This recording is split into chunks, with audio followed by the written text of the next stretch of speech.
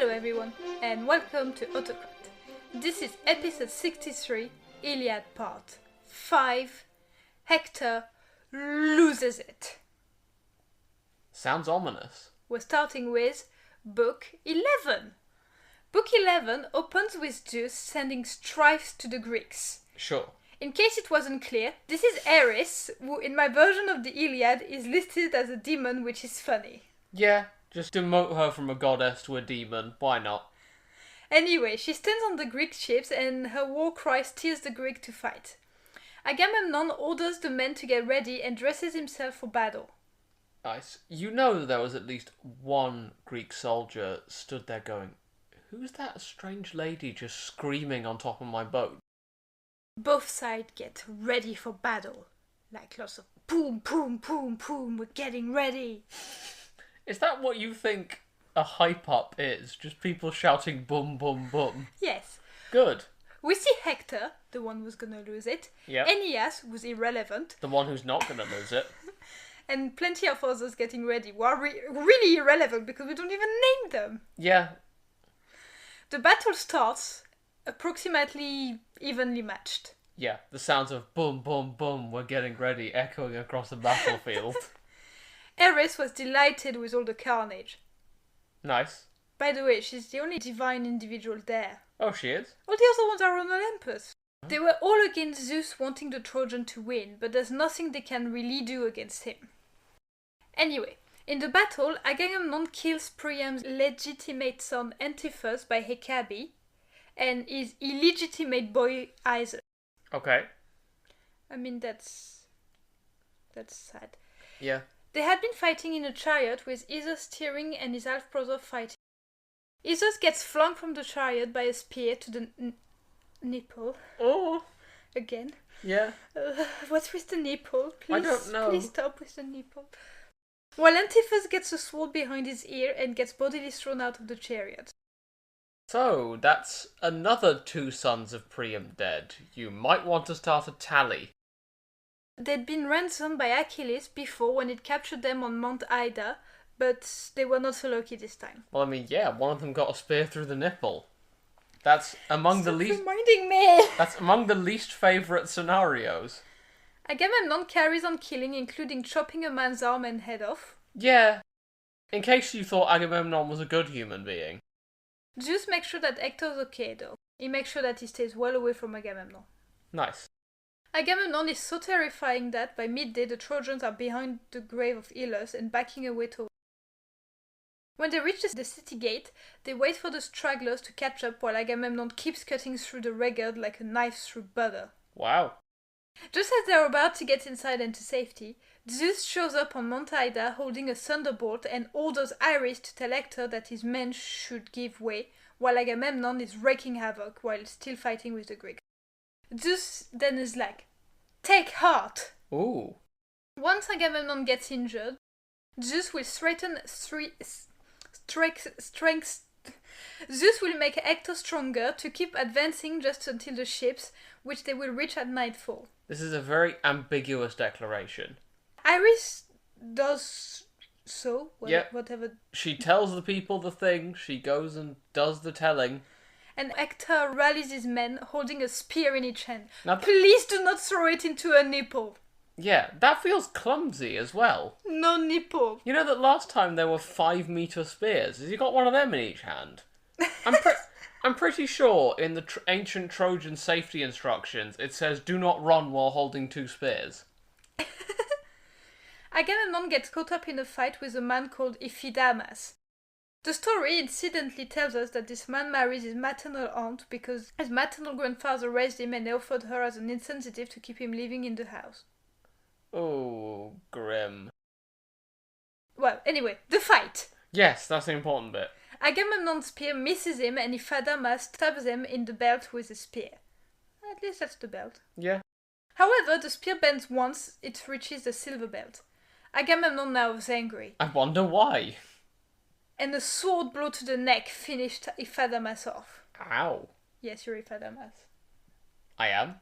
Well, just put the sword in your neck. So I'm married to my aunt then. You don't have one. No, but if Adamas does. Agamemnon keeps killing and polishing off the sons of Antenor. However, he's wounded. When the blood dries, he gets stabs of pain, which the text says are like those of childbirth. Oh, I highly doubt that. Agamemnon is definitely screaming. You know those people who say, this is so much worse than childbirth, and there's just Hector staring at him from the city walls, saying, are you serious right now? He recognizes that Zeus is not allowing him to fight anymore and tells the Greek it's up to them now to protect the ships. He retreats from the battle. What a coward. Hector is triumphant and encourages the Trojan forward, rushing forward like a wild dog, killing as he goes. Yeah. I mean, yeah, he's on the loose. The Greeks are facing destruction. Odysseus, he's back. Oh, the failure. Calls out to Diomedes to stand and fight beside him. Diomedes agrees and they start killing. Yeah, well, Diomedes will be doing the fighting, won't he? Because Odysseus is terrible at fighting. He's so bad at what he does. Zeus decides to make the battle stable and the Greeks and Trojans are evenly matched again. I guess. It happens a lot. Diomedes and Odysseus are doing well enough until Hector shows up, at which point they become afraid. You know, I had a joke about bookies on either side of the Trojans just looking really bored because of how much it goes either way, but then I got completely distracted by you calling Odysseus a failure again. So anyway, moving on. Diomedes throws a spear at him, hitting him not in the nipple, in the helmet. Good. Yeah. Thankfully, it doesn't carry on into his face, but Hector does run back and fall to his knees, fainting. When he wakes up again, he plows back into the fight. Also note, he doesn't make any comments about childbirth. Agamemnon, take notes. Diomedes encounters him and says that Apollo may have saved him now. He gave him the helmet which stopped him dying, but Diomedes will come for him. Anyway, the looting and fighting goes on. While Diomedes is looting a body, who should show up but Paris? See, he does something. He's relevant every now and then. He fires an arrow and hits Diomedes on his right foot, going through it and sticking it to the ground. Ow! Ouch! Paris taunts him, saying he just wished he'd hit him in the stomach and killed him. Diomedes mocks Paris' pretty face, saying it's just a scratch and his weapon do actual damage. Oh, that's a good one. My one's actually hurt, Paris. What have you got? Odysseus then shows up and protects him while he extracts himself. The wound does hurt more than he let on, so he rides back to the fleet. I mean, yeah, he got pinned to the ground by an arrow. Odysseus is now alone, being harassed by Trojans. He gets into another fight we're not going to go into, but eventually bellows for help. That does sound like him, because he's bad at fighting.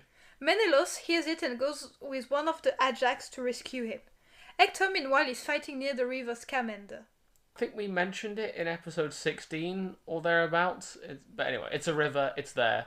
You get the point. He gets some backup from Paris, and on the Greek side, Nestor rescues the man he kills. Nice. Hector fights everyone except Ajax, the son of Telamon, who is presumably pulling a Diomedes right now and cutting through everyone. Zeus eventually makes Ajax retreat, protected by a man we're not even going to bother naming because Paris shoots him and injures him. Yeah. So he's probably going to die. There's so many characters who I've not bothered giving names because there's just so many lists. We now cut to someone we haven't dealt with in a while. Oh? Achilles! Oh yeah, he's here. Yeah, he's been watching it all from the boat. He summons Patroclus and tells him that he can see the Greeks are in a bad place. It's like Nestor's got a guy, and Achilles is saying, "Oi, Patroclus, go ask who that guy is." Ah, right. It's an unnamed guy Paris shot, so Patroclus arrives at Nestor's residence. Nestor bitterly asks why Achilles is so worried about an injured man while the Greeks are being destroyed. Fair point. He regrets how old he is and that he isn't like he was in his youth. He asks Patroclus to talk Achilles into coming out to fight, and Patroclus agrees. Patroclus, I can't say Patroclus again with a straight face, asks the wounded man if there's a chance the Greeks will hold out, and the man responds in despair. We'll name him John, just so he has a name. I think we never touch on him again, but sure, he's John. All the champions are now wounded! And John. I shouldn't sound so happy about it. Yay, everyone's hurt! Patroclus Patroclus helps the injured man get to John, get to his hut and tends to his injury as he had previously learned medicine from Achilles, who was taught by the centaur Chiron. Nice. That's where book 11 ends. Well, we open book 12, not with John, Good. but with the two sides still fighting. It seems likely that the wall around the Greek fleets will soon break, given that they don't have divine approval. After all, the wall had been made, and this is a big crime here, Yes. without sacrificing.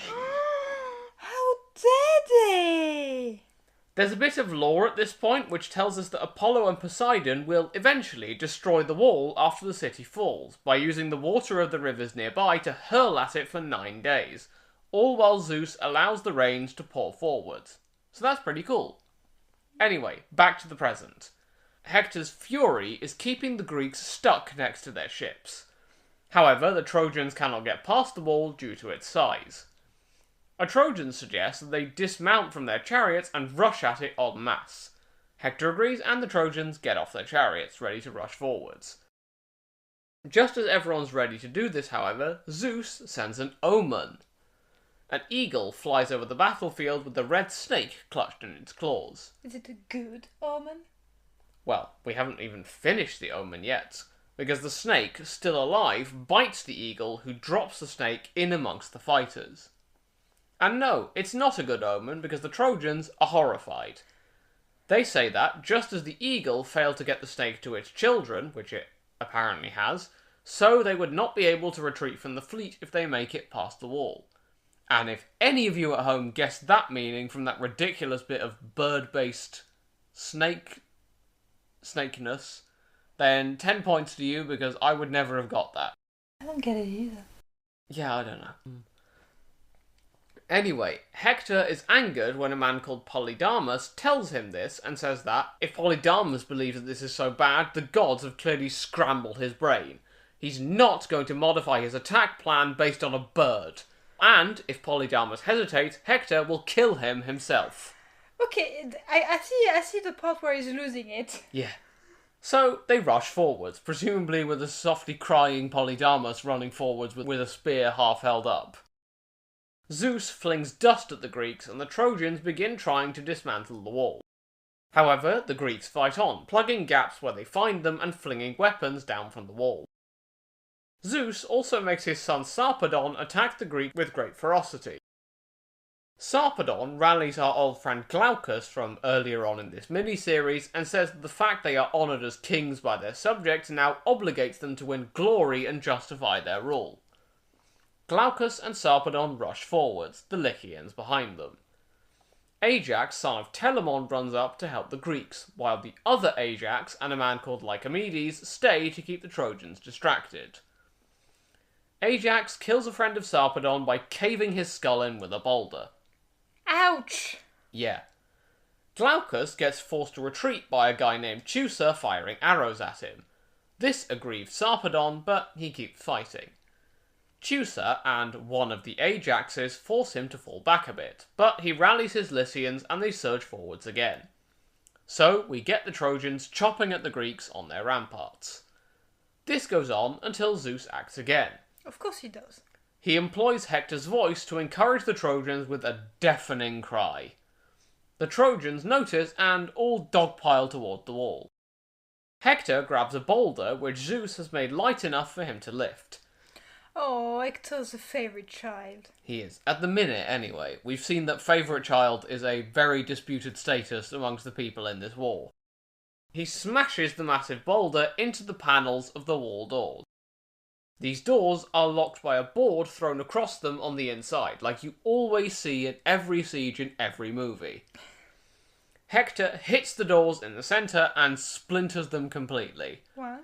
He leaps inside, carrying his 2 spears and probably framed in a really cool way by the light behind him. It was probably epic. You know, the stirring music starts playing, he glowers into the Greek line. And in the actual Iliad, and not the cinematic masterpiece I've just made up, he calls to the Trojans, and they rush either over the ramparts or through the door. The Greeks flee towards the ships. Of course they do, those little cowards. And there, ends book 12. And our episode. And our episode. So how do you think it's going currently for the Greeks? Bad. Yeah. Remind me who wins in the end? You'll find out. Oh. Well, we hope you enjoyed this episode, and have a great week, everyone. Have a great week.